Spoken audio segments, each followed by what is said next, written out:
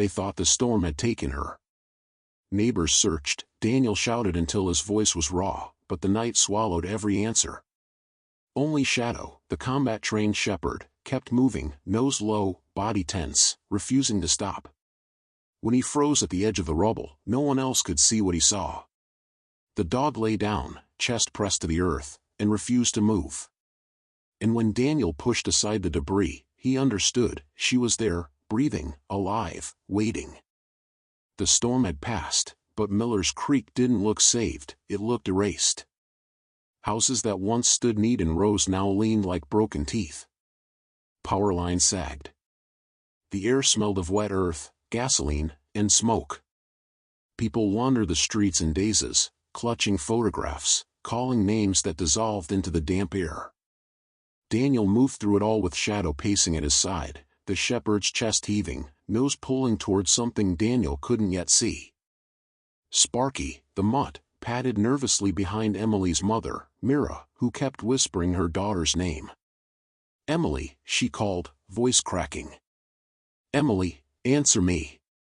But the neighborhood gave nothing back. Only the drone of helicopters circling overhead and the drip of water sliding off ruined roofs. Daniel had lived through aftermaths before, villages flattened by mortars, landscapes where sound died after violence. This was worse. Because here, the wreckage was home. He turned to Mira. "We'll sweep block by block. Shadow's nose will tell us more than our eyes can." The dog's ears twitched. His pace quickened. He didn't bark, didn't whine, just pulled, steady, insistent. Daniel let the leash go slack.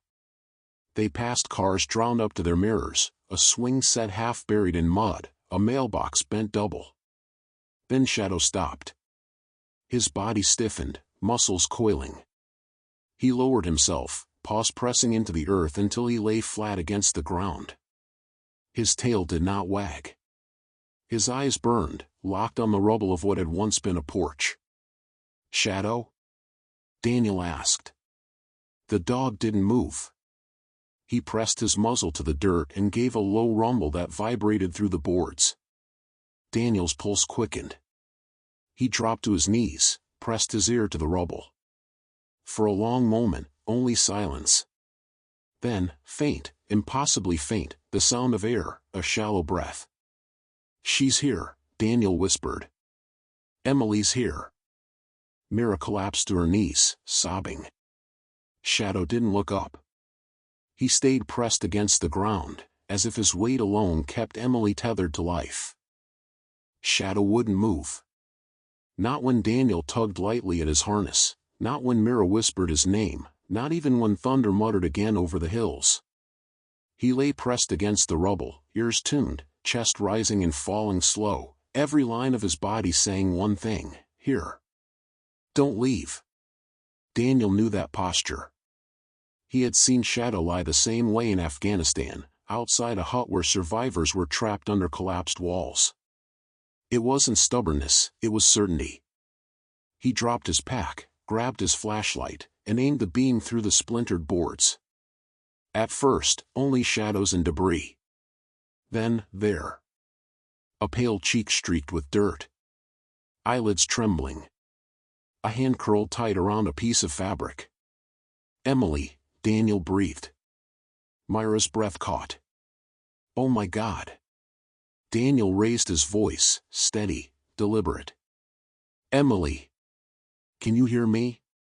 A faint rustle answered. Not words, just life. Enough. Daniel's soldier training switched on like a breaker. He scanned the wreckage, load-bearing beams cracked across the porch, caved-in floor above. If he pulled wrong, the weight would crush what little air pocket Emily had left. He looked at Mira. "We need tools. Pry bars, shovels, anything." "I'll get neighbors," she said, scrambling up, her voice already breaking into shouts. Daniel stayed low. Shadow hadn't lifted his head once. The shepherd's gaze never left the rubble, as if willing the girl inside to keep breathing. Daniel reached down, rested a hand on the dog's shoulder. "Good boy." Don't move. She needs you.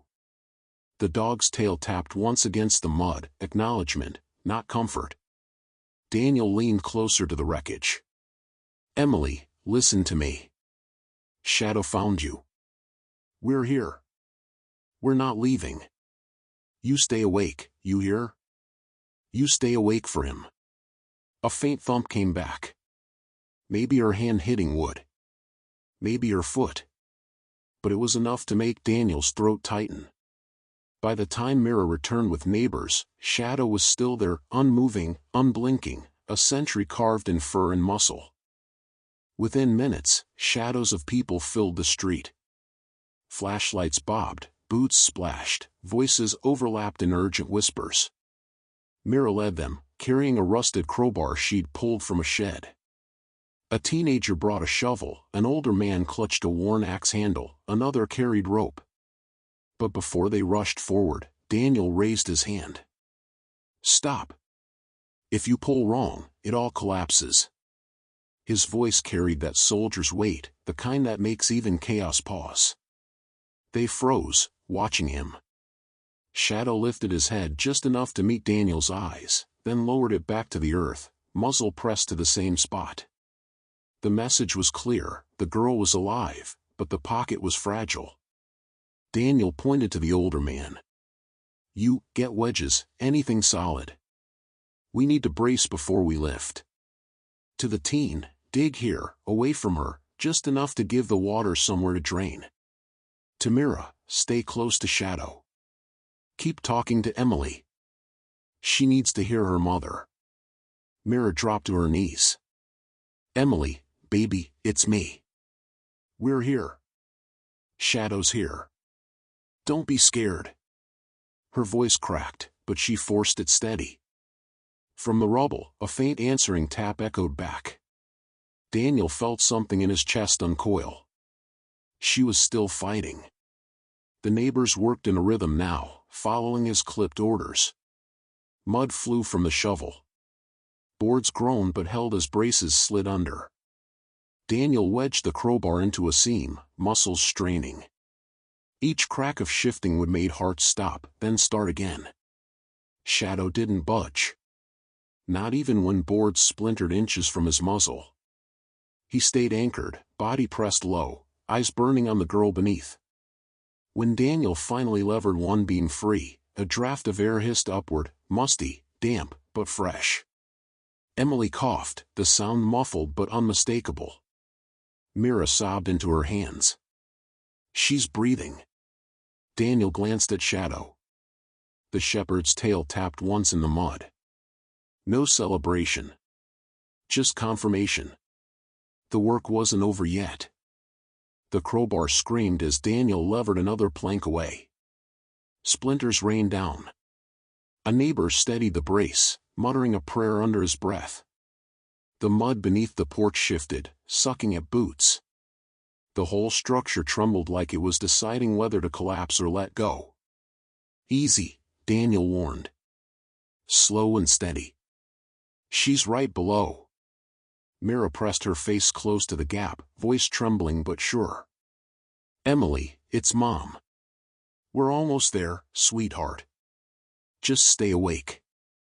Just a little longer. A sound came back, thin, rasping, but clear enough to freeze everyone. A word. Mom. The mother sobbed openly now, reaching a hand toward the opening, though she couldn't touch her daughter yet. Shadow still hadn't moved. His chest rose and fell, steady as a metronome, his nose never leaving the exact patch of rubble. His eyes tracked every board Daniel shifted, as though double-checking the soldier's work. He seemed to know the stakes better than any of them. If the beams shifted wrong, the air pocket would vanish. Daniel forced himself to breathe evenly, to keep his hands from rushing. He slid another board free. Then another. At last, through the slats, a face appeared, mud-streaked, pale, but undeniably alive. Emily's eyes fluttered against the flashlight beam. There she is, Daniel said, his voice hoarse. We've got her. Mira reached in, fingertips brushing Emily's cheek through the narrow gap. I've got you, baby.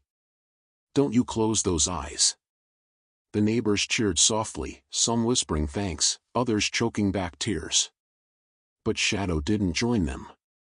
He still lay low, unblinking, guarding until the last barrier was gone. Daniel pressed his shoulder into the frame, preparing for the hardest lift yet. "All right," he said. "One more push, and she's free." Daniel wedged the crowbar under the last beam and nodded to the men bracing. "On my count. Nice and steady. Ready, 1, 2, 3. The beam groaned like an animal in pain. Mud sucked at its base, pulling back, but slowly it rose. A wedge slammed underneath to hold it. Light widened through the gap. Emily's full face appeared now, streaked with dirt and tears, her chest rising in shallow gasps. "Emily!" Mira cried, trying to climb forward, but Daniel held her back with one arm. "Not yet. We shift wrong, it'll crush her. Trust me." The neighbors held their breath as Daniel slid flat onto his stomach, shouldering aside loose boards until only one barrier remained. Shadow shifted at last, only enough to press his flank against Daniel's hip, anchoring him as if reminding him he wasn't alone. "Emily, look at me," Daniel said, his voice calm but firm. "I'm going to pull you out now. You're safe. Shadow found you. You hold on to me." Her lips trembled, but her eyes opened wider. A weak nod.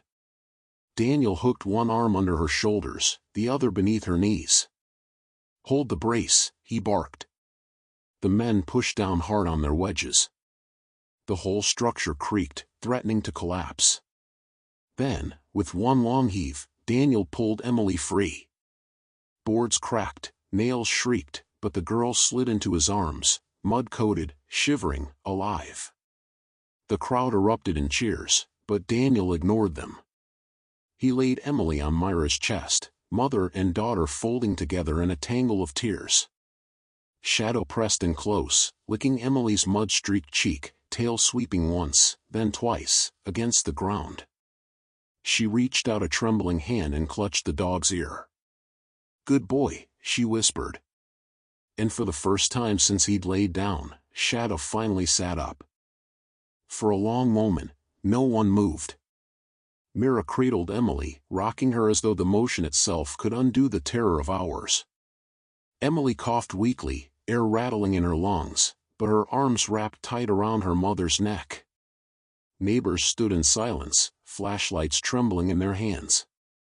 After so much noise, wind, thunder, breaking wood, the quiet of relief felt heavier than the storm.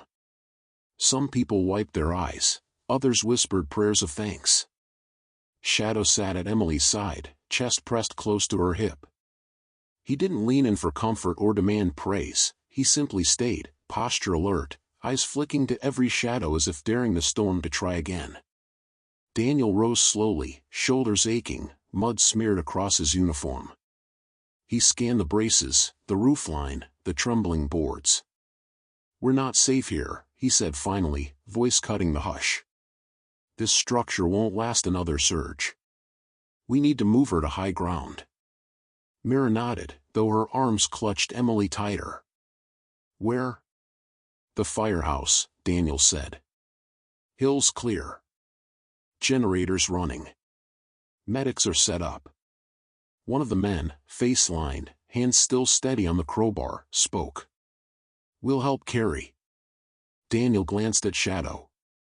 The shepherd was already standing, waiting, ears sharp. Daniel crouched beside him and brushed a hand across his soaked fur. "You held her," he whispered, low enough for only the dog to hear. Shadow's tail tapped once. Then he moved forward, as if to lead the way. They moved like a small procession through the drowned street. Daniel carried Emily now, her thin frame wrapped in Myra's shawl. Her head rested against his chest, breath shallow but steady. Mira walked beside them, one hand never leaving her daughter's back. Neighbors flanked them, flashlights cutting shaky beams across waterlogged yards and twisted fences. The boy with the shovel carried it like a banner.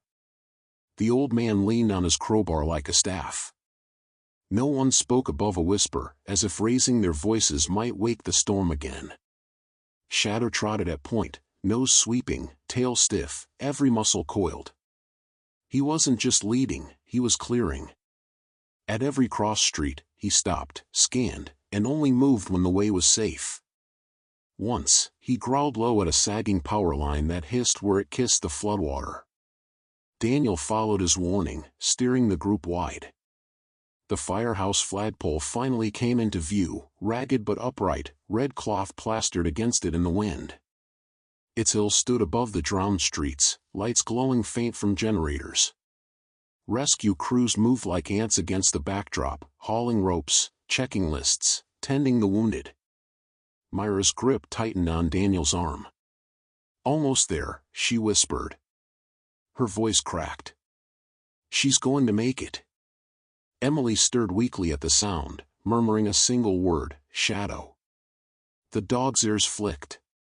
He looked back once, meeting her gaze, then pressed forward again, faster, determined to close the distance. The climb up the hill felt longer than the storm itself. Mud sucked at boots, pulling back with every step. Daniel's arms trembled from holding Emily, but he never loosened his grip. Mira stayed pressed to his side, whispering encouragement, words meant as much for herself as for her daughter. At the top, floodlights blinded them for a moment. Rescue crews surged forward, yellow rain slickers, red helmets, med kits slung over shoulders. A medic with a clipped voice shouted, "Bring her here," and cleared space on a cot. Daniel lowered Emily carefully, Mira hovering, hands shaking as she tucked the blanket tighter around her child. Oxygen hissed to life, mask pressed gently against Emily's face. Her chest rose, faltered, then steadied again. Color crept back into her lips. Mira collapsed against the cot, sobbing with relief. "Thank you," she whispered to no one and everyone. Through it all, Shadow stayed close. The shepherd's paws left muddy prints across the firehouse floor, but no one tried to push him back. He planted himself at the cot's edge, nose inches from Emily's hand, eyes sharp and unwilling to waver. The medic glanced at Daniel. "Dog won't move?" Daniel shook his head. "He won't leave her. Not until she's safe." The medic studied Shadow for a beat, then nodded with respect. "Then let him stand watch." The firehouse bustled with chaos, radios crackling, boots stomping, stretchers carried in and out. But around Emily's cot, a stillness settled. Mira stayed seated at her side, stroking her damp hair, whispering lullabies half sung, half sobbed. Daniel leaned against the wall, muscles spent, eyes scanning every doorway like a soldier still on guard. And Shadow lay down. Not just near the cot, against it. His flank pressed to the metal leg, his nose stretched to rest on Emily's blanket. Every time she shifted, his ears flicked. Every time her chest rose, his own chest seemed to mirror it, and sink, like he'd decided she would not breathe alone. Neighbors trickled into the firehouse, telling others how it happened, how the shepherd had found her when no one else could. Some reached out to touch his wet fur, whispering thanks. Shadow never lifted his head. He didn't accept the praise. His work wasn't finished. At one point, a medic leaned in with a stethoscope and Shadow rumbled low, not snapping, just reminding, "Careful. She's mine to guard." Daniel put a calming hand on his back, and the dog stilled, though his eyes never left Emily's face. Mira looked at Daniel through tears. He knew. He wouldn't leave. Daniel's throat tightened. He looked at the shepherd, mud-streaked, fur-matted, eyes burning, and whispered, "He never does." Dawn broke pale and gold over Miller's Creek. Outside, floodwaters still lapped at drowned streets, but the roar was gone, replaced by the hum of helicopters and the chatter of survivors. Inside the firehouse, Emily stirred. Her eyes blinked open, groggy but alive. Mira cried out, covering her face with her hands before laughing through tears. "You're awake, baby. You're safe." Emily's voice was a whisper, dry as paper. "Shadow?"